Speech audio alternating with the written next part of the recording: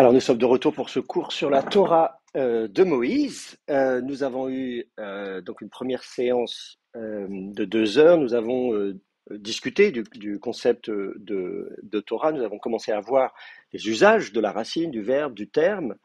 Et on est arrivé à un passage du Deutéronome chapitre 17, verset 18, où on parle de la loi du roi.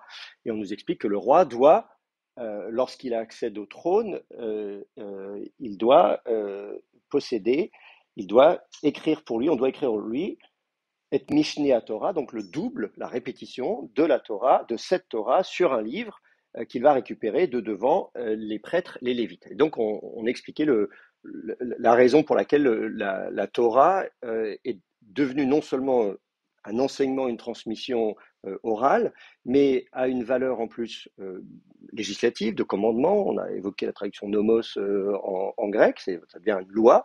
Et en plus de ça, ça justifie la mise par écrit, le fait qu'on n'a pas simplement une loi orale, une Torah orale, mais aussi une Torah qui est mise par écrit.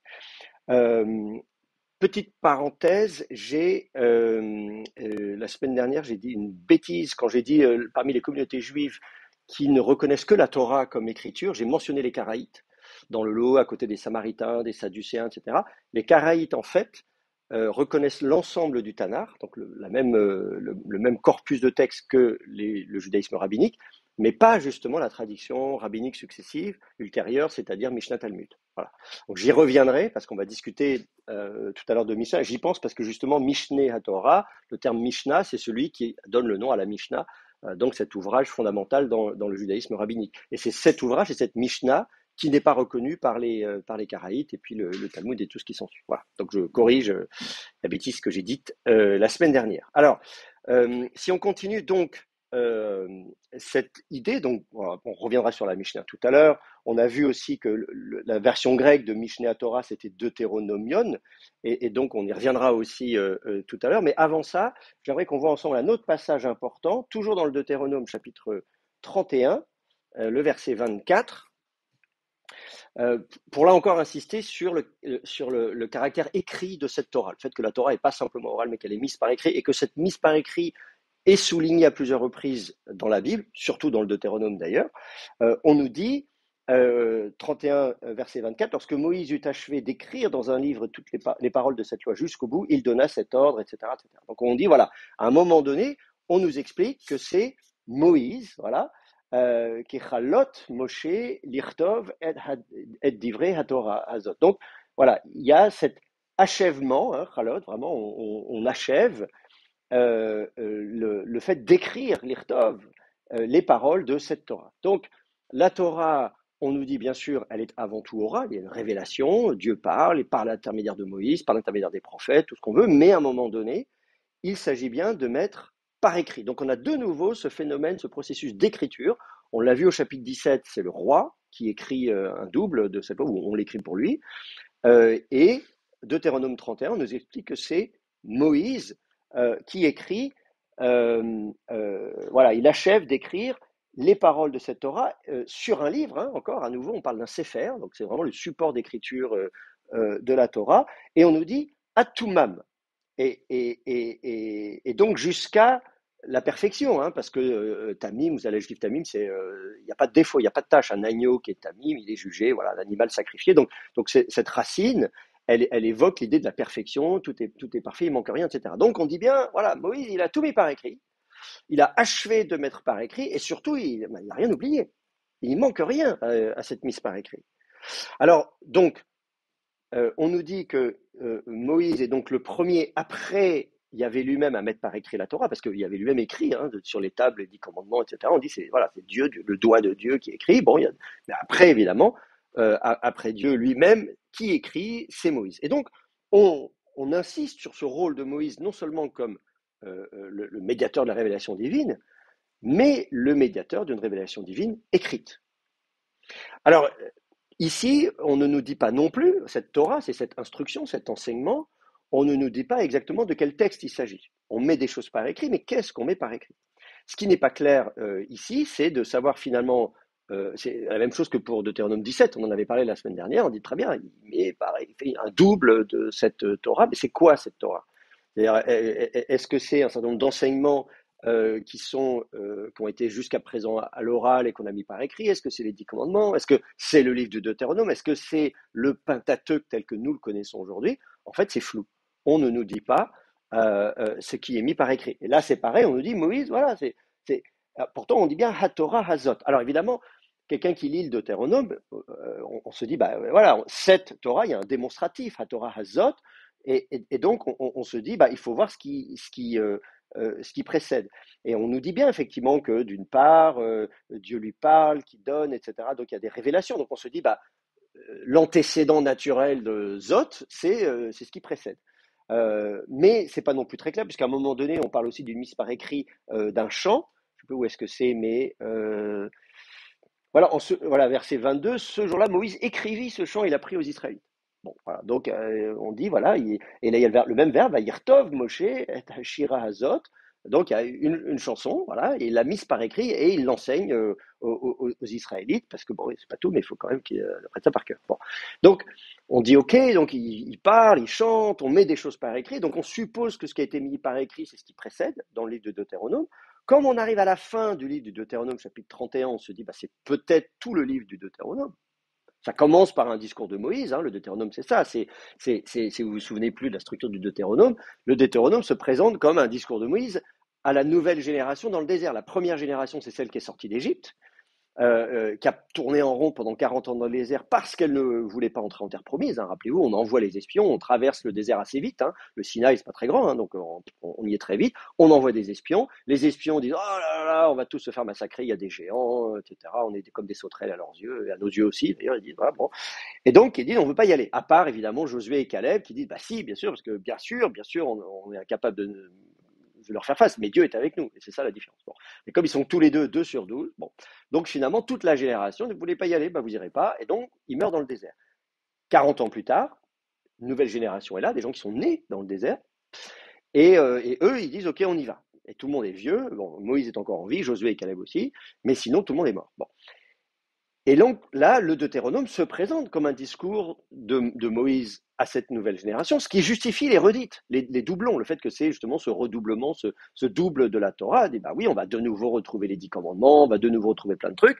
On va dire bah oui, mais c'est normal, parce que eux, ils n'étaient pas là au Sinaï quand il y avait la fumée, les 10 commandements, les machins, c'était il y a 40 ans. Ces gens-là, ils ne connaissent pas. Donc, il faut leur redire tout ça. Donc ça justifie que le Deutéronome se présente comme effectivement une répétition, qu'on ait des doublons. Et effectivement, le code deutéronomique lui-même, hein, les chapitres 12 à 25, donc le noyau du Deutéronome, est encadré par des discours de Moïse, au début et à la fin. Et donc, voilà, les premiers chapitres, c'est des discours de Moïse, et puis à la fin, de nouveau, des discours d'adieu, et à chaque fois, on se dit, bon, ça y est, Moïse va mourir, puis en fait, il fait un autre discours, puis il va mourir, et puis en fait, il fait encore un autre discours, bon, voilà, il n'en finit pas de faire des discours d'adieu, et donc là, on est là, au chapitre 31, on arrive sur la fin.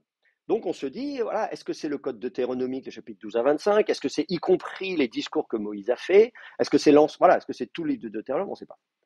Le texte n'est pas clair à ce niveau-là. Alors, 2 versets plus loin, si vous regardez le verset 26, on nous dit, on revient sur l'idée qu'il y a ce livre, qu'est-ce qu'on va en faire? On nous dit, la Kohar et Sefer HaTorah Hazé. Donc, la Kohar, c'est le verbe lakar, prendre, mais c'est un infinitif absolu, utilisé comme impératif. Hein, il faut prendre. Hein, comme quand vous savez, l'infinitif absolu, c'est à ça que ça sert. Quand il y a marqué ne pas fumer, voilà, c'est un infinitif, mais c'est un ordre. Hein, ne pas fumer, bon, voilà, ne pas déranger, ne pas. Quoi, bon, voilà. Donc là, c'est pareil, prendre. Voilà, prendre, prière de prendre voilà, ce livre de la Torah. Donc là, il y a encore Sefer la Torah. Et qu'est-ce qu'on en fait? Parce qu'on se dit, bon, ben, c'est bien joli. Et on nous dit, Vesamtem Otto, donc vous le placerez, et vous le placerez, lui, Mitzad, Aaron, Brit, Adonai. Donc vous allez le placer à côté hein, du coffre, hein, Aaron, Brit, Adonai, du coffre de l'Alliance, la fameuse arche d'Alliance, vous savez, Indiana Jones, tout ça. Bon, de Yahvé, votre Dieu. Voilà. Et on nous dit Vehayasham Becha Laed. Et il sera là, donc dans le coffre, Becha, avec toi, les aides pour toujours. Ah non, les aides, c'est comme témoin. Il sera là avec toi comme témoin, pour être un témoin. Alors ça, c'est intéressant. Euh, euh, donc, il est ce témoin. Voilà. Ça reprend ce que je vous disais à propos de l'invention de l'écriture. Oui,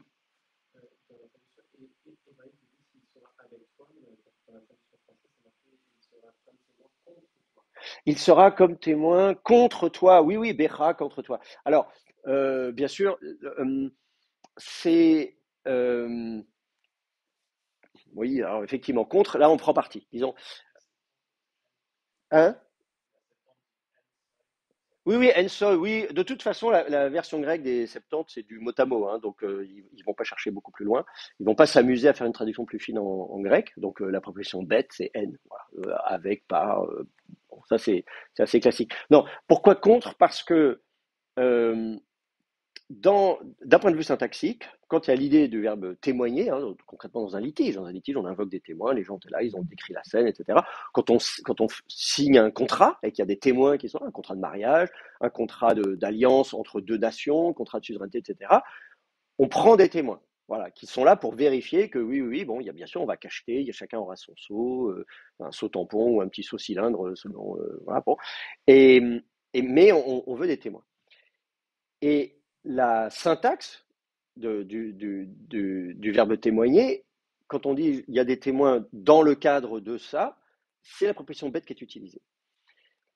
Et on voit que dans des cas, il y a un certain nombre de cas où on dit, mais rappelle-toi, tu avais pris tel engagement devant témoins, et ces témoins, ils sont là aujourd'hui pour dire que tu avais pris cet engagement et que tu ne respectes pas cet engagement. Donc dans ces cas-là, ils vont témoigner contre toi. Mais c'est le contexte qui dit que les témoins sont contre une personne. Non, un témoin, il est neutre. Le témoin, il est là juste pour dire voilà ce qui s'est passé. Moi, j'étais là, voilà ce qui. Bon. Donc, c'est un témoin des ancêtres factuels. Bon, c'est pas toujours le cas, malheureusement, mais bon, c'est comme ça. Donc, c'est effectivement dans le contexte, on peut décider de dire oui, le témoin qui était là, qui était présent, il était là avec nous au moment où on a fait ce. Voilà, bah là, en l'occurrence, leur témoignage, il m'est défavorable ou il m'est favorable, donc il est pour moi ou contre moi. Mais effectivement, la préposition bête, en tant que telle, n'a pas cette notion d'opposition. C'est vraiment le contexte qui va faire dire qu'on va décider. Là, effectivement, il sera témoin contre toi. Voilà, c'est un choix de traduction de dire voilà, le jour où vous ne respectez pas justement ces enseignements, cette Torah, eh bien, il y aura ce livre qui sera là pour vous rappeler que vous n'avez pas bien fait et que voilà. Mais on pourrait être plus neutre parce qu'à vrai dire, dans les chapitres qui suivent, quand il y a un contrat, bien sûr, il y a souvent des avertissements si l'une ou l'autre des parties ne respecte pas ses engagements. Hein. Et vous avez ça à la fin, le Deutéronome lui-même hein, se présente globalement comme une sorte de contrat, de traité d'alliance entre Dieu et Israël. Et donc, effectivement, à la fin, dans les chapitres qui suivent, on a des bénédictions et des malédictions. Voilà les bénédictions qui vont pleuvoir sur toi si tu respectes, hein, si tu es fidèle à ces préceptes. Voilà, bien sûr, tout ira bien pour toi. Mais voilà les malédictions qui vont s'abattre sur toi si tu ne fais pas tout ça. Voilà. Et donc ça c'est assez classique dans les traités d'alliance, on en a hein, de toutes les époques. Voilà. Donc l'époque de la Bible on en a, et on le voit, c'est assez classique comme rhétorique. Et les dieux sont souvent pris à témoin. Voilà, j'en prends à témoin les dieux, on va lister les dieux de part et d'autre, etc. Donc ça c'est assez classique au Proche-Orient ancien d'avoir effectivement un traité en disant voilà les obligations de part et d'autre. Si on respecte les obligations, ben voilà tout le bénéfice qu'on en retire. Attention, si on ne respecte pas, gare à vous, voilà ce qui va se passer. Et on en prend un témoin les dieux.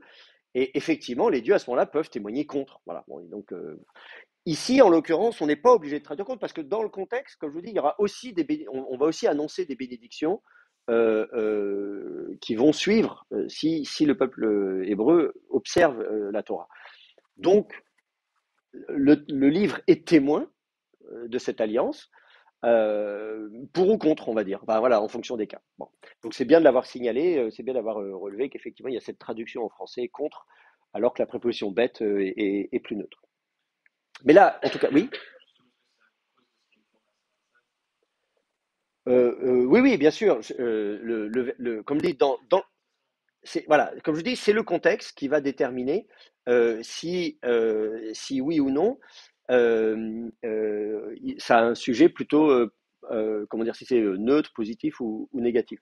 Là, évidemment, le verset suivant est effectivement péjoratif et il dit voilà, vous n'allez pas bien agir, etc. Sur ça, je vous dis, ça dépend du contexte que vous choisissez. Vous pouvez effectivement choisir le verset suivant qui, de fait, dit, mais attendez, parce que moi je vous connais et je sais que vous allez désobéir. Et donc, le jour où vous désobéirez, ce sera là pour vous rappeler à l'ordre. Mais bon, voilà. Donc, moi, je critique pas la traduction elle-même. Quand je vous dis, bon, c'est un choix de traduction. On n'est pas obligé de traduire comme ça, on peut. Euh, et effectivement, en faisant le lien avec le verset 27, ça semble, voilà, ça paraît assez naturel. Alors, donc, en tout cas, ce qui est intéressant, c'est qu'on rejoint, donc, comme je vous dis, l'idée même de l'existence de l'écrit. Pourquoi on invente l'écriture il y a 6000 ans? Pourquoi on insiste sur le fait que il y a des choses qui ne peuvent pas rester à l'oral parce qu'en cas de litige, il faut pouvoir trancher. Et donc, là, on dit pourquoi. Pourquoi est-ce que Moïse doit tout mettre par écrit? Pourquoi est-ce que ce livre qu'il a écrit, il faut le conserver précieusement? Effectivement, parce qu'il y a une alliance, hein, le terme bride qui est utilisé, il y a un contrat qui est un terme juridique, donc voilà, il y a un contrat, et donc il faut pouvoir garder précieusement ce contrat quelque part le jour où on a besoin de vérifier telle ou telle chose. Donc là, on voit comment dire ce développement, on insiste, c'est là où dans la Bible on insiste le plus sur le besoin d'une mise par écrit de la Torah et donc d'une révélation écrite. C'est intéressant d'un point de vue théologique, même de la bibliologie. Pourquoi est-ce qu'on a des écritures, une approche canonique? On dit que voilà, il y a déjà une réflexion par les auteurs de ces versets pour qui c'est très important. On ne peut pas se contenter de tradition orale. Alors évidemment, tout va dépendre à quelle époque ce texte a été rédigé. Mais en tout cas, on peut tout à fait imaginer que dans certaines branches du judaïsme ancien ou de la religion israélite ancienne, il y ait pu y avoir des débats sur mais est-ce que c'est vraiment utile d'avoir des textes écrits ou pas? Voilà. Est-ce qu'on a vraiment besoin? On a des traditions religieuses, on peut très bien vivre avec des traditions orales, et d'autres qui disent non, non, non, ça ne suffit pas, il faut mettre par écrit, et de la même manière qu'on a vu au chapitre 17 qu'il fallait que le roi aussi ait une copie. Voilà. Donc ça, c'est très intéressant. On voit donc que le Deutéronome insiste là-dessus. Ce que vous ne voyez pas avant, y compris, vous regardez l'Exode, les nombres, etc., etc., il n'y a pas un tel développement sur l'insistance de fait que la Torah, elle n'est pas simplement orale, elle est vraiment écrite, et que c'est ça qui fait autorité. Et que c'est à ça qu'on va se référer en cas de litige. Et qu'elle pourra effectivement servir de témoin. Donc ça, c'est vraiment de la théologie deutéronomiste, comme on dit dans le jargon. Et vous allez bien sûr retrouver ça dans l'historiographie deutéronomiste qui va suivre, le livre de Josué, etc. Voilà, on va hériter finalement de cette théologie, puisque justement, quelques chapitres après, quand vous serez dans Josué, vous allez retrouver la même chose. D'ailleurs, on peut regarder ça ensemble. Vous avez des questions là sur le Deutéronome avant de continuer? Non? C'est bon? Ok, alors justement, regardez Josué chapitre 1er. Donc, qui est le début de ce qu'on appelle l'historiographie deutéronomiste. On l'appelle comme ça précisément parce que vous allez retrouver la même phraséologie dans le Deutéronome, les mêmes idées, bon, voilà, on insiste sur les mêmes choses. Voilà, bon, voilà, donc tout ça, vous allez retrouver ça dans le livre de Josué, qui se veut donc le prolongement immédiat et le miroir, d'une certaine manière. On dit des choses dans le Deutéronome, ça s'accomplit dans le livre de Josué. Et donc, le livre de Josué, voilà, s'inscrit dans la continuité et commence après la mort de Moïse, hein, c'est ce qu'on dit, hein, Après Mot Moshe, bon, voilà. Euh, Moïse est mort. On a vu à la fin du Deutéronome qu'il met du temps à mourir et qu'on dit dans le Deutéronome, bien sûr, c'est là que vous allez voir, on dit il n'y a jamais eu quelqu'un comme Moïse, ni avant, ni après, etc., etc. C'est le plus grand qui ait jamais vécu, voilà, un homme, voilà. Voilà. Donc ça, c'est dans le Deutéronome que vous allez avoir tous ces discours où vraiment, ça y est, Moïse, c'est le personnage central du judaïsme, vraiment. On comprend qu'à ce stade-là, c'est plus Abraham. Abraham, bon, d'accord, un patriarche il y a très longtemps, bon, bah, c'est bien, il était avec ses troupeaux, c'est bien joli, mais notre religion, c'est Moïse. C'est Moïse qui a mis par écrit, c'est Moïse le médiateur de la révélation, c'est lui qui l'a mis par écrit, c'est lui qui a le coffre, le Sefer, tout ça, c'est Moïse. Et donc on comprend que tout maintenant va être vu au travers du prisme de Moïse. Moïse va être l'étalon, va être le modèle, la référence. Et donc ça veut dire qu'il va falloir marcher dans ses chaussures, comme on dit, et Josué, qui est son auxiliaire, hein, c'est comme ça qu'il est présenté, voilà, il est introduit comme l'auxiliaire de Moïse, va prendre la suite, mais en fait, Moïse, même mort, c'est quand même lui qui pilote un peu le truc, puisque finalement, quand Josué prend la succession, qu'est-ce qu'on lui dit? Ben voilà, Dieu parle à Josué, et qu'est-ce qu'il lui dit? Moshe Avdimet, bon voilà, Moïse est mort, et on nous dit, bon ben maintenant vas-y, lève-toi, il faut y aller, hein, faut faire ce qu'il a fait, Et bien sûr, Dieu va dire, moi je vais être fidèle à mes promesses, hein, Kol, Makom, Asher Tidra, dans tout lieu que tu fouleras, que la plante de tes pieds foulera, etc. Lachem Netati, je te l'ai donné. Voilà, donc, je te donne tout ça. Mais regardez bien, on précise, Ka'asher Dibarti El Moshe, comme je l'ai dit à Moïse. Et vous allez voir que régulièrement, vous allez voir Moïse cité dans le livre de Josué. Josué est mort, mais Moïse, oui, mais comme j'ai dit à Moïse, comme Moïse avait dit, comme Moïse ceci, comme Moïse cela. Et donc en fait, Josué reste dans l'ombre de Moïse. Josué va toujours rester dans l'ombre de Moïse, et Josué ne va être évalué qu'à l'aune de Moïse. Alors, on va vérifier si Josué concrètement fait ce que Moïse lui a dit de faire, s'il fait comme Moïse a fait, et comme Moïse a dit de faire, etc.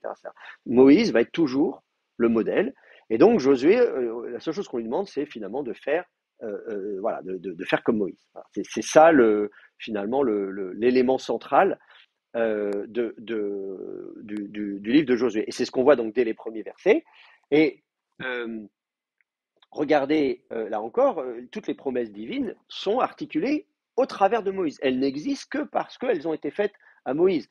Euh, alors qu'on pourrait dire, j'ai fait la promesse à Abraham. Ouais, on pourrait imaginer dans les premiers versets du livre de Josué un discours en disant, j'ai promis cette terre à Abraham. Eh bien voilà, ça y est, c'est l'accomplissement de la promesse. Tu vas prendre possession, comme je l'ai dit, Kaacher Dibarti, El Abraham. Bah non, c'est Kaacher Dibarti El Moshe. Voilà. Donc c'est Moïse qu'on revient ici. Là encore, quand il donne le territoire, on dit, qu'est-ce qu'on nous dit au verset 4? C'est la même chose, on va donner les dimensions hein, du territoire. Donc on nous dit, qu'est-ce qu'on nous dit? Mehamidbar Lebanon, donc depuis le désert, pardon, Veha Lebanon Hazé, et ce Liban, Veha Hanar Hagadol, donc jusqu'au grand fleuve, en fleuve, Prat, donc le fleuve de l'Euphrate. Voilà, donc on dit, voilà, Kol Eretz, et voilà. Donc on dit, voilà, c'est ça, grosso modo, depuis le fleuve jusqu'à la mer, pour reprendre une expression très à la mode, c'est le territoire que j'ai donné aux Israélites. Mais regardez là encore, euh, euh, euh, cette promesse, voilà, tu auras la victoire, mais là encore, vous avez le Kacher Hayiti im Moshe Ehye Imar. Comme j'étais avec Moïse, je serai avec toi. Donc là encore, c'est Moïse le modèle. Et donc, qu'est-ce qu'il doit faire? Alors, bien sûr, on va lui dire qu'il faut qu'il soit fort. Hein, voilà, on dit Chazak, hein, voilà, Chazak, sois fort, Vehemat, voilà, et sois courageux. Voilà, sois fort et sois courageux, parce que bon, il va y avoir du boulot. Vous remarquez qu'en grec, hein, la traduction grecque, iskue kaiandrizou, hein, c'est sois fort, sois un homme. Voilà, andrizou, là, c'est sois fort, sois un homme. Euh, et on nous dit, euh, très bien, donc on réinsiste, Chazak Vehematz, très bien, Meod en plus, bon, mais très bien, et comment ça se manifeste concrètement? On nous dit Lishmor, la Asot, Kechol HaTorah, Asher, Tzifra, Moshe, Avdi. Donc, euh, euh, euh, euh, pour veiller à faire, hein, Lishmor, la Asot, à faire, Kechol, selon tout, la totalité de HaTorah, la Torah, Asher Tzifra, que t'as ordonné, qui ça, Moïse, Avdi, mon serviteur. Donc, tu dois veiller à mettre en pratique toute la Torah que Moïse, mon serviteur, t'a ordonné. Et là, on a le verbe siva, hein, c'est donner des ordres. Donc là encore, voilà, on remet Moïse dans la boucle. Tu dois agir, tu dois mettre en pratique tout, Kechol HaTorah, pas juste la moitié de la Torah, toute la Torah. Donc on comprend que l'enjeu pour ce qui va déterminer le succès ou l'échec de Josué, il faut qu'il soit fort, qu'il prenne courage, que tout ça, Dieu le rassure, mais je suis avec toi, etc. etc. Bon, mais la condition c'est ça. Et donc c'est pour ça, je dis Moïse même mort, on est dans l'ombre de Moïse. Et et puis on reprend, bien sûr, voilà, il faut s'écarter ni à droite ni à gauche, veiller à mettre en pratique, etc., etc. Et là, au verset 8, on revient sur cette idée de la Torah. On dit, voilà, Lo Yamush Sefer HaTorah Hazé. Donc, ce livre de la Torah ne s'éloignera pas, Yamush, Mipecha, ne s'éloignera pas de ta bouche, hein, concrètement, Vehagita, et tu murmureras en lui, donc tu le mâchouilleras ou murmureras, donc répéter, tu répéteras. Yomam Valaila, 2 jours et 2 nuits, 2 jours comme 2 nuits. Leman, Tishmor, afin de garder, de veiller, la asot, à faire, Kechol HaTorah, Kechol HaKatuv Bo, selon tout ce qui est écrit en lui. Et là, vous voyez tout le vocabulaire qui insiste sur le caractère écrit. Vous avez le verbe Katuv, enfin le participe passif, Katuv, le verbe Katav, c'est écrit. Vous avez Sefer HaTorah.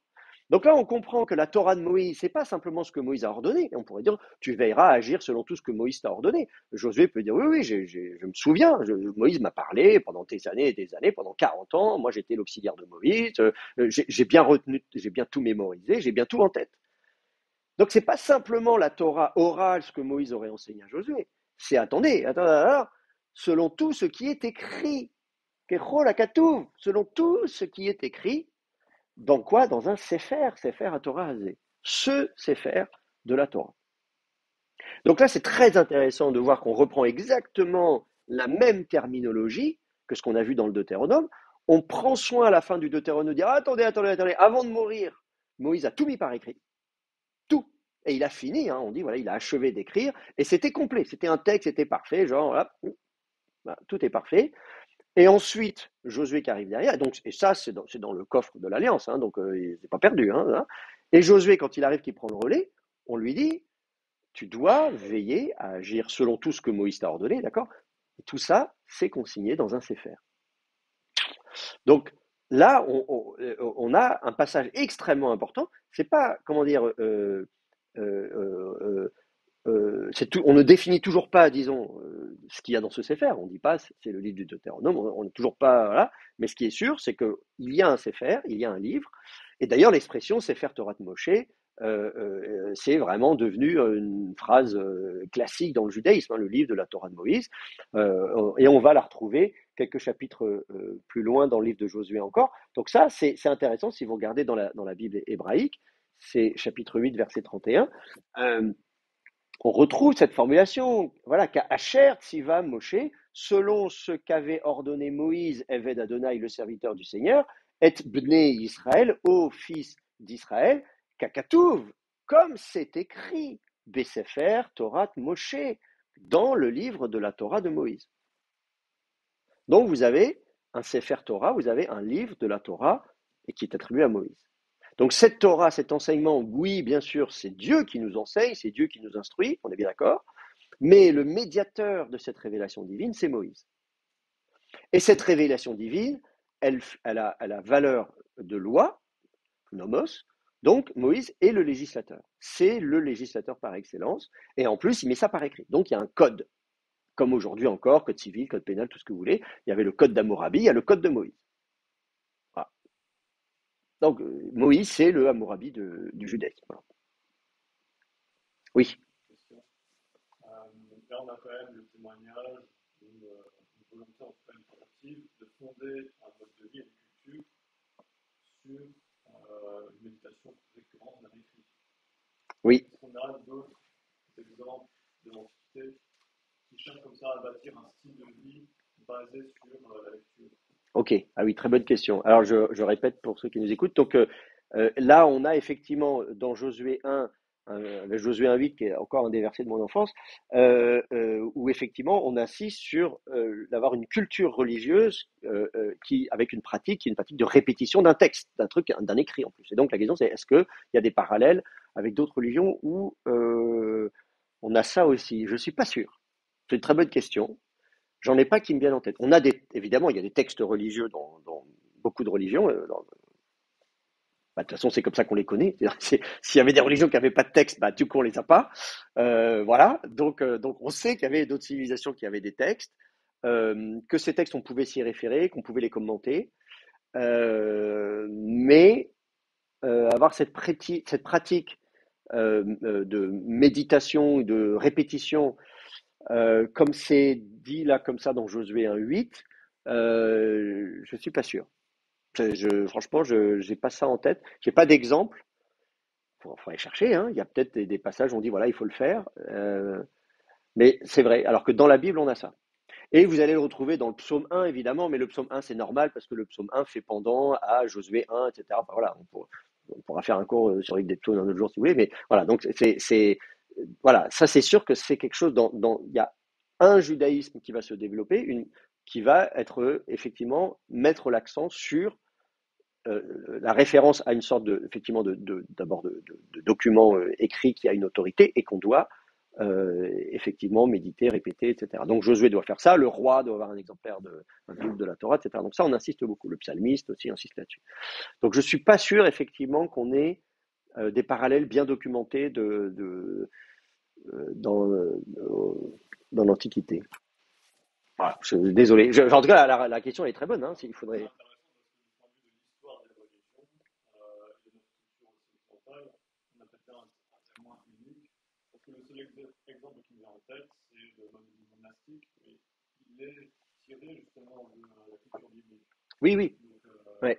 Oui, effectivement. Donc là, je répète, donc l'idée, c'est de faire un parallèle au mode de vie monastique et avec effectivement ce travail de méditation. Et effectivement, nous, bon, c'est le christianisme qui dérive de la Bible, donc il n'y a pas de problème. Dans le judaïsme aussi, hein, on a des communautés de type monastique déjà au tournant de notre ère. Philon d'Alexandrie en parle, les rouleaux de la mer Morte aussi, évidemment, la communauté, etc. Voilà. Donc on sait que ça existait dans le judaïsme, que le christianisme en a hérité.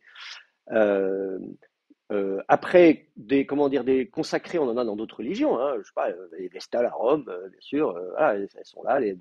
Vous avez tous en tête le Forum romain, avec bien sûr le petit espèce la coursive avec le petit bassin, etc. pour le temple de Vénus, tout ça. Voilà, elles sont consacrées, voilà, bon, c'est des vierges consacrées. Donc, dans beaucoup de religions, on peut imaginer des gens qui se mettent à part, mais justement, elles sont prophétesses, on va les consulter. La documentation qu'on a sur cette pratique religieuse n'inclut pas, il y a Denis d'Halicarnasse, enfin, j'essaie d'avoir en tête tous les textes romains qui nous décrivent un peu la religion romaine et les différentes branches, les différents cultes. Je n'ai pas en tête effectivement de modèle de ce type-là où on nous dit ils passent leur temps à potasser, quoi, grosso modo, à méditer, etc. On sait qu'on a des bibliothèques, que les gens viennent les consulter, on a des historiographes. Enfin voilà, je n'ai pas la prétention de connaître par cœur toute la documentation voilà, mésopotamienne, égyptienne, grecque, romaine. Voilà, je ne suis pas une encyclopédie vivante, mais je n'ai pas en tête, disons, dans les religions qu'on connaît bien, on va dire, de parallèles où effectivement des gens décideraient où on dirait voilà, il faut insister avec en plus ce verbe qui est très intéressant, le verbe haga, hein, hagita, qui veut dire finalement répéter à voix basse, hein, cette pratique un peu voilà, de répétition à voix basse. Voilà. En tout cas, bon, il faudrait vérifier. On a quand même des exemples un peu de formes un peu monastiques à l'époque hellénistique. On en a en Égypte, tout ça. Il faudrait quand même creuser, il faudrait quand même vérifier. D'ailleurs, il y a un étudiant qui a fait un mémoire de master et qui va peut-être faire une thèse justement pour comparer les modes de vie de communautés type celle de Qumran avec ce qu'on connaît des communautés contemporaines, notamment en Égypte hellénistique, etc., etc. Il faudrait peut-être lui demander à lui s'il a. Voilà, j'ai lu son mémoire, mais je me souviens plus non plus de tout par cœur. Enfin voilà, voilà. Je- la question mérite d'être posée. En tout cas, c'est une bonne question. Et ce qui est sûr, c'est que dans le judaïsme, ça deviendra effectivement un modèle d'une des formes de judaïsme. Et la forme de judaïsme qui va se développer, qu'on connaît, le judaïsme rabbinique, avec justement cet accent sur la Torah et sur l'étude de la Torah. Alors, à ce stade, on n'y est pas encore. Je vais parler du judaïsme rabbinique dans un instant, mais j'insiste sur le fait que si l'expression Sefer Torah Moshe devient classique, à ce stade-là, on ne sait pas exactement ce qu'elle recoupe.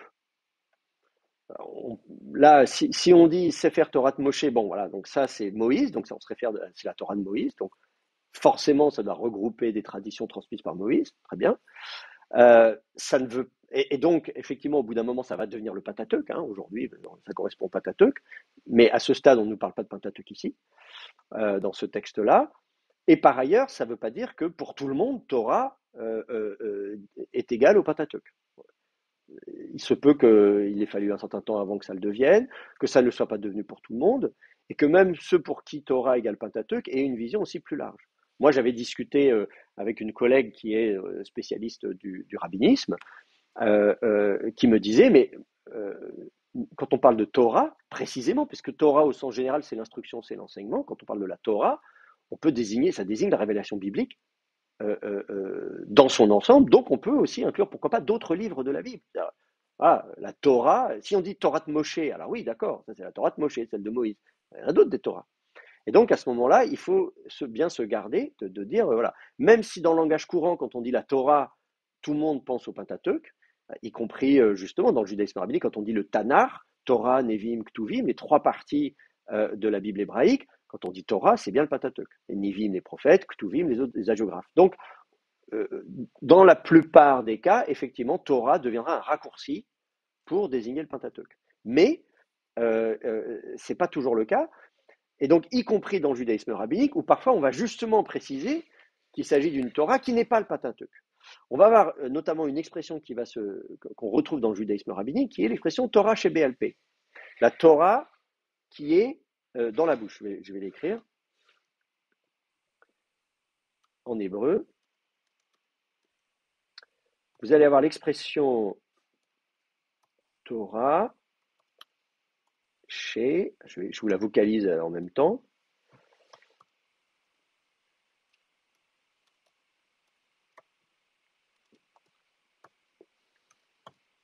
Voilà, il faut le vocaliser comme ça. Donc littéralement, donc c'est la Torah qui est sur la bouche. C'est comme ça que ça regarde. Torah chez BLP. Chez, c'est un relateur comme Asher. Donc ça, vous n'avez peut-être pas l'habitude, parce qu'on le trouve peu. Il est attesté dans la Bible hébraïque, le relateur chez, mais il est moins courant que Asher. C'est un relateur, donc la Torah, laquelle on dit quelque chose, BLP. Alors avec, sur, il y a voilà, on contracte deux prépositions, la bouche. En français, on dirait plutôt la Torah qui est sur les lèvres, évidemment. C'est plutôt comme ça qu'on dirait en français. Alors, qu'est-ce que c'est que cette expression? En fait, c'est la Torah donc qui est orale, les lèvres, la bouche, celle qui est parlée, par opposition à la Torah écrite. Enfin, je dis par opposition. Attention, il y a pas, quand je dis opposition, c'est pas qu'elle s'oppose ou qu'elle se contredise. Hein, il n'y a pas de concurrence. Hein. Mais dans le judaïsme rabbinique, on va dire, voilà, on va distinguer d'une part la Torah qui a été mise par écrit et celle qui n'a pas été mise par écrit. Donc la Torah chez BLP, c'est la Torah qui n'a pas été mise par écrit. Et comme je disais dans le judaïsme rabbinique, on ne va pas mettre les deux en opposition, il n'y a pas de contradiction entre les deux. On va même, qu'est-ce qu'on va dire finalement? On va dire, voilà, Moïse a reçu une Torah et il nous a transmis la Torah, mais dans la Torah qu'il a reçue, tous les enseignements qu'il a reçus, une partie seulement a été mise par écrit. Donc ça, c'est la Torah écrite, c'est le Sefer Torah. Donc ça c'est ce qui a été mis, par écrit par Moïse.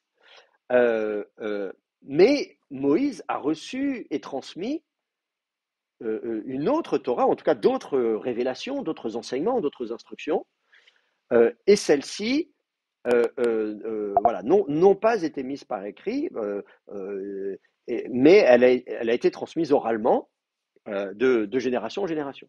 Donc il y a bien sûr Aaron, le frère de Moïse, qui était le premier grand prêtre, et bien sûr il y a une succession sacerdotale, voilà, depuis Aaron jusqu'à nos jours, etc., etc. Et donc jusqu'à l'époque des rabbins, on va nous dire, oui, nous on sait. Nous on sait parce que, voilà. Et cette Torah orale, à un moment donné, on va dire, on va quand même la mettre par écrit. C'est-à-dire, jusqu'à présent, elle n'a jamais été mise par écrit, mais on estime que là, il faut le faire. Et l'élément déclencheur, ça va être la destruction du temple de Jérusalem, donc en 70, après Jésus-Christ. Et là, on va dire, voilà, bon, bah là maintenant, il n'y a plus de temple, c'est un peu le bazar. Donc, on va se mettre d'accord et mettre par écrit cette Torah orale. Et cette mise par écrit de la Torah orale, comment on va l'appeler? On va l'appeler la Mishnah. Justement en référence à Deutéronome 17-18. Le terme Mishneh Torah, voilà, donc cette répétition de la Torah, ce double de la Torah, en disant, voilà, c'est tout comme Moïse a répété ses enseignements et ça a abouti à un nouveau livre, qui redit finalement ce qui a été dit dans l'Exode et ailleurs, mais voilà, on le redit quand même. Et ben nous, c'est pareil. Nous, ce qu'on dit, la Mishnah, on va dire, c'est pas quelque chose de nouveau. C'est en fait un double. On redit finalement, mais on le dit un peu autrement. Et la Mishnah, donc, a pour but, en fait, d'expliciter le texte biblique. C'est en fait un commentaire sur, pas tout à fait un commentaire, c'est pas un commentaire linéaire, on fait pas un commentaire verset par verset, mais on va reprendre toutes les thématiques du Pentateuque, notamment le système sacrificiel, les fêtes, etc., etc. Et on va préciser tout un tas de choses. Donc quand la Bible dit brièvement ou ne dit pas, on va le dire.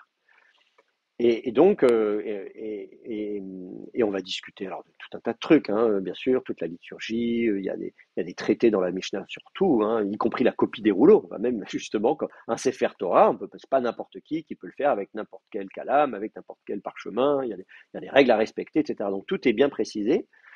Mais ce qui est intéressant dans la Mishnah, alors qu'effectivement la Mishnah apparaît dans les premiers siècles de notre ère, vraisemblablement deuxième, troisième siècle de notre ère, elle n'est pas présentée comme un ouvrage nouveau, on dit, mais en fait, ça n'est qu'une mise par écrit, une tradition orale beaucoup plus ancienne, qui remonte jusqu'à Moïse. Et c'est évidemment un argument d'autorité pour dire, donc nous, on a raison sur notre interprétation des textes. Alors évidemment, dans la Mishnah, on va dire, ah, mais les Samaritains, eux, ils disent autre chose, mais ils ont tort. Les Sadducéens, ils disent autre chose, mais eux, ils ont tort.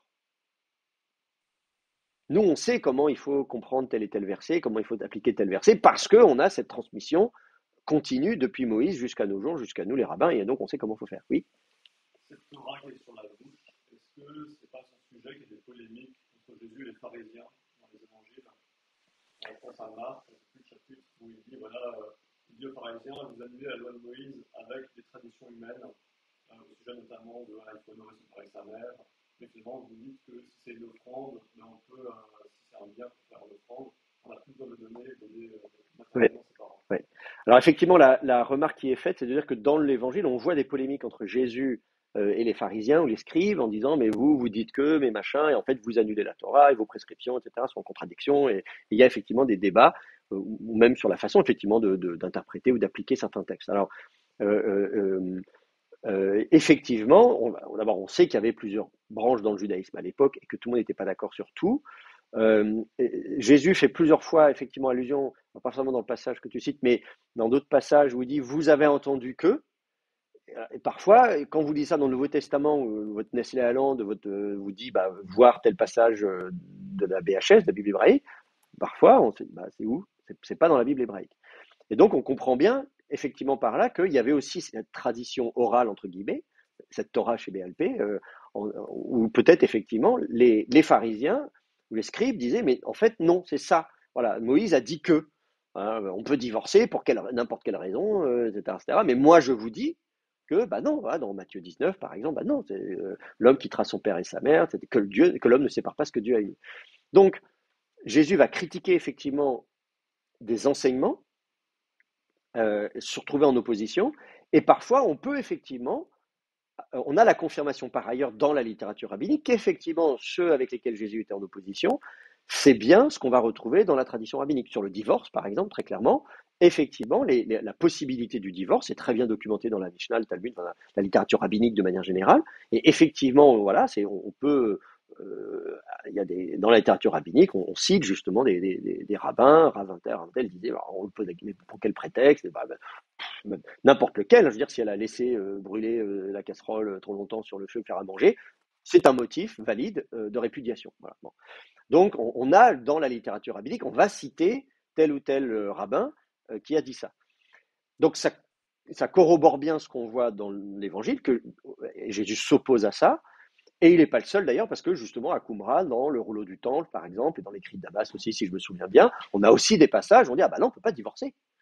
Dans la loi du roi, par exemple, dans le rouleau du temple, on va trouver un prolongement de cette loi du roi dans Deutéronome 17, où on dit non seulement il ne peut pas être étranger, non seulement il doit, mais on ne peut pas épouser une étrangère, mais il ne peut pas épouser plusieurs femmes, donc pas de polygamie, et en plus, il ne peut pas la répudier jusqu'à sa mort, et c'est uniquement une fois qu'elle est morte qu'il peut épouser une autre. Donc pas de divorce, pas de polygamie. Donc ça, c'est intéressant, parce que ce que vous trouvez là dans un rouleau de Qumran, voilà, on vient prôner d'une part la monogamie et d'autre part on vient condamner le divorce. Finalement, c'est ce qu'on va retrouver. Jésus aussi va condamner le divorce, alors qu'on sait que dans d'autres branches du judaïsme, ce n'était pas le cas. Donc, ce qui est sûr, c'est qu'il y avait effectivement des traditions dans différentes branches du judaïsme, qu'un certain nombre de ces traditions qu'on attribue aux pharisiens dans l'évangile se retrouvent dans la Mishnah. Donc, traditionnellement, effectivement, on dit finalement le judaïsme rabbinique, c'est l'héritier du phariséisme. Voilà. Parmi les branches sadducéens, pharisiens, esséniens, voilà, c'est les pharisiens qui ont donné naissance au judaïsme rabbinique. Alors, c'est un peu difficile à évaluer parce qu'en fait, on n'a pas d'écrit qui se présente comme étant pharisien à l'époque du judaïsme du Second Temple. Le mot pharisien lui-même apparaît pour la première fois pratiquement dans l'Évangile. Hein, on n'entend pas parler avant. Il y a pas Joseph aussi qui va en parler, mais donc l'Évangile est grosso modo la première source à nous parler des pharisiens. Donc finalement, ce qu'on sait des pharisiens, c'est ce qu'on lit dans l'Évangile, et puis un peu chez Flavius Joseph. Et puis après, très vite, le mouvement disparaît, puisque très vite, on est à l'époque rabbinique. Mais effectivement, ces indices qu'on a là, plus ce qu'on lit de la Mishnah elle-même, effectivement, et de la littérature rabbinique elle-même, qui se présente elle également comme héritière d'une certaine manière de ce qu'on peut voir comme étant la tradition interprétative des pharisiens. Voilà. Donc c'est pas absurde non plus de dire que le judaïsme rabbinique est héritier de la tradition pharisienne. Et donc cette tradition pharisienne qui dit nous avons une Torah orale, je ne sais pas depuis combien de temps il prétendait que ça venait depuis Moïse. Dans la tradition rabbinique postérieure, à l'époque de la Mishnah, on dit mais ce qu'on vous dit là, c'est pas nouveau, c'est depuis Moïse. Voilà. Donc, depuis combien de temps est-ce que on dit que ça vient depuis Moïse? Ça, je sais pas. Je sais pas à quel moment on a eu l'idée de dire notre interprétation à nous de la Torah, elle n'est pas nouvelle, elle remonte à Moïse. Ça, c'est. Mais bon, après, c'est assez classique, comment dire, quand on fait une interprétation, de dire moi, parce que si je vous dis c'est mon interprétation à moi, tout le monde s'en fiche. Si je dis mais c'est tel ou tel personnage célèbre qui l'a dit, évidemment, ça a beaucoup plus de poids. Il y a la même chose avec le livre d'Enoch, effectivement.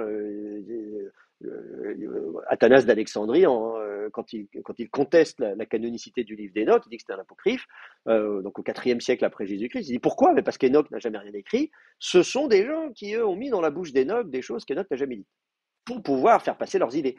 Et ça paraît assez logique. Donc si moi j'arrive en disant, voilà, vous savez, moi j'ai telle idée d'interprétation de tel passage de la Bible, on dit, très bien, l'anglois il pense ce qu'il veut, tout le monde s'en fiche. Mais si je dis Moïse dit que, ou Enoch dit que, et c'est un ange m'est apparu, m'a dit que, etc. Ah, voilà, bon, si c'est un ange qui me l'a dit, bon, bah là, ça change tout, quoi. Vous voyez, voilà. Donc, on comprend bien qu'à un moment donné, si on est en conflit sur la réception et l'application ou l'interprétation de la Torah de Moïse, si des gens disent, mais de toute façon, moi j'ai raison, parce que de toute façon, nous, c'est Moïse, et il y a voilà, une continuité directe, il n'y a pas débat, on peut pas débattre. On va retrouver la même chose chez les Samaritains, aujourd'hui encore. Les Samaritains, bon, on y reviendra, ont leur Pentateuque à eux, là, une version c'est le même Pentateuque, mais avec des variantes. Hein, mais eux vont dire, nous avons le Pentateuque d'Aaron. Et là, ils font encore mieux que de dire, ah, mais c'est transmission orale. Machin. Non, ils vont vous dire, là, dans le placard, on a un rouleau de la Torah qui a été écrit de la main même d'Aaron. Enfin, presque, un truc comme ça. Bon, alors, évidemment, d'un point de vue scientifique, bon, on pourrait faire du carbone 14 et certainement qu'on se rendrait compte que non, ce rouleau ne date pas de l'époque, bah, déjà parce qu'on voit à quoi ressemble l'écriture et que c'est l'alphabet samaritain et que cet alphabet samaritain, voilà, qu'on sait que le paléo-hébreu ne ressemblait pas à ça à l'époque. Donc voilà, sans même faire du carbone 14, il est évident que ce rouleau-là ne date pas d'avant. Il peut dater d'époque byzantine, moi j'en sais rien, il est peut-être très ancien, il a peut-être 1500 ans ce rouleau, j'en sais rien, tant mieux pour lui. Je veux dire, mais voilà, en tout cas les Samaritains vont dire, voilà, notre texte c'est le bon, notre version du Pentateuque c'est la bonne, parce qu'on la tire directement d'Aaron. Voilà. Donc ça c'est un peu l'argument imparable, quelqu'un dit ça, bon, bah, on peut pas discuter, quoi. Si effectivement c'est Aaron, quoi. Donc là c'est Moïse, c'est Moïse. Voilà, qu'est-ce que je peux vous dire d'autre sur la Mishnah? Ah oui, autre chose qui est intéressant à propos de la Mishnah, c'est cette articulation orale-écrit, hein, l'oralité et l'écriture. C'est toujours intéressant de voir une articulation un peu complexe. Finalement, donc on dit, bon, Moïse avait fait la part des choses entre la Torah écrite et la Torah orale, donc on pourrait imaginer une sorte de, hein, il a mis par écrit ce qui avait vraiment besoin d'être mis par écrit, et puis le reste c'est oral, donc c'est peut-être d'un rang secondaire. Donc la Mishnah finit par être mise par écrit, et donc en théorie elle n'a pas le même statut que la Torah de Moïse, puisqu'elle est mise par écrit bien plus tard, et donc si ça avait été si ça avait été si important que ça, on pourrait supposer que Moïse l'aurait mis par écrit. Mais il n'empêche qu'au final, la Mishnah elle a quand même fini par être mise par écrit. Donc au final, c'est quand même un livre. Et finalement, c'est un livre qui, même si théoriquement arrive après la Torah écrite et n'a pas le même statut, finalement, et donc normalement l'écrit est censé avoir une autorité supérieure à l'oral, sauf que maintenant justement elle est elle aussi écrite. Donc si l'écrit a une autorité supérieure à l'oral, maintenant la Mishnah a plus d'autorité maintenant qu'elle est mise par écrit. Et en plus, si on explique que c'est la bonne façon d'interpréter le Pentateuque, la Torah, donc elle a aussi une autorité, voilà, c'est la bonne façon. On ne peut pas dire oui, bon, la Mishnah, oui, bon, voilà, c'est certaines opinions, mais tout ça, y a pas... non, la Mishnah, voilà, pour le judaïsme rabbinique, c'est une transmission directe depuis Moïse. Et donc très vite, en fait, elle va avoir pratiquement le même statut dans les faits que la Torah de Moïse. Ce sera vraiment l'ouvrage de référence. Alors c'est un phénomène récurrent voilà, on met par écrit une révélation ou une tradition, puisque l'écrit a une autorité supérieure à l'oral, et puis après on se rend compte qu'il faut interpréter le texte, et donc on va développer une tradition interprétative, qu'on finit par mettre par écrit, et ensuite cette même tradition interprétative qui est mise par écrit devient l'objet d'interprétation. Et donc la Mishnah, une fois qu'elle est mise par écrit, il faut l'interpréter, ça va donner la Gemara, et donc la Gemara c'est un commentaire sur la Mishnah. Quand vous lisez le Talmud c'est quoi? Le Talmud c'est une compilation, vous avez la Mishnah, la Gemara, souvent dans les éditions du Talmud vous avez Rashi, vous avez etc. Mais bon voilà, le Talmud à proprement parler c'est Mishnah plus Gemara. Donc donc on est très vite pris au piège. C'est très intéressant la notion d'écriture du point de vue de l'histoire des religions. Dans le christianisme, on va avoir le même problème. On va avoir la littérature patristique qui va interpréter le texte, puis finalement, ou des bulles papales qui vont rester comme ça.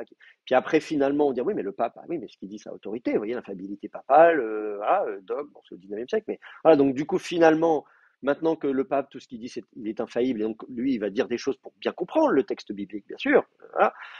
Et bien après, on va faire l'exégèse de ce qu'a écrit le pape. Voilà, et ainsi de suite. Dans l'islam, c'est pareil. C'est-à-dire que le Coran, au départ, c'est pas censé être un écrit. D'ailleurs, le mot Qur'an en arabe veut dire lectionnaire. La racine kara'a, c'est le verbe lire, écrire, dire, etc. Voilà, donc il y a l'idée au départ d'un ancien. On dit voilà, le prophète Mahomet, lui, il n'a rien écrit, il n'a pas écrit de livre, il a parlé, il a prêché, tout ça. Ses disciples ont pris des notes et puis après ils ont dit bon, maintenant qu'il est mort, on va compiler. Donc l'écrit arrive après.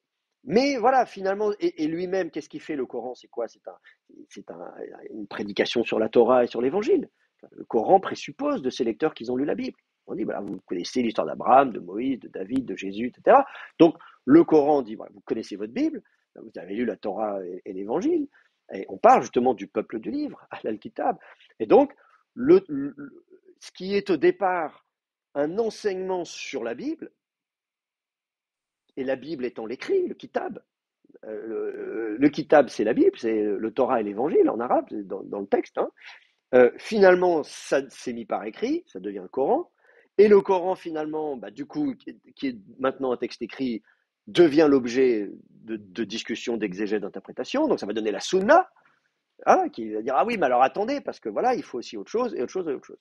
Et donc, finalement, régulièrement, il y a des traditions orales qui sont mises par écrit et qui vont compléter. À l'époque récente, même chose, le livre de Mormon, pareil. Vous pensez au 19e siècle, vous êtes aux États-Unis, et donc il y a déjà la Bible, il y a l'Ancien, le Testament, le Nouveau Testament, tout ce qu'il faut.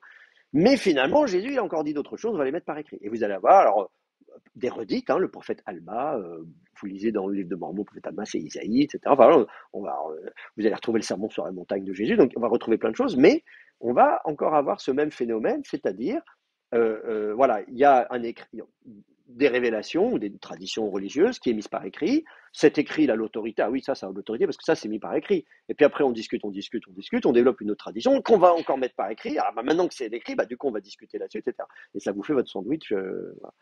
Et c'est sans fin, finalement, d'une certaine manière.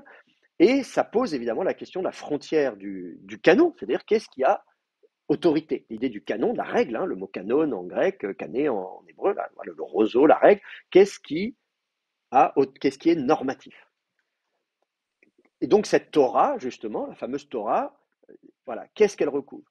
Est-ce que c'est l'étape de la loi? Est-ce que c'est les enseignements de Moïse? Est-ce que c'est le droit du roi, chapitre 17 de Deutéronome? Est-ce que c'est une petite section du livre? Est-ce que c'est le Deutéronome? Est-ce que à quel moment c'est justement le Pentateuque, ça va devenir 5 livres, et pourquoi pas 22, 24, 39, 66, 81, les Éthiopiens ont 81 livres, hein, et puis les Mormons, ils vont dire, oui, bon, il y a la Bible, mais il y a aussi le livre de Mormons, et puis après, il y a la Perle de Grand Prix, chez les Mormons, il y a d'autres livres en plus. Voilà. Donc, voilà. Donc, bon, finalement, ça va poser la question de dire à quel moment on va dire, voilà, ça, c'est le corpus normatif, le texte fondateur de notre religion.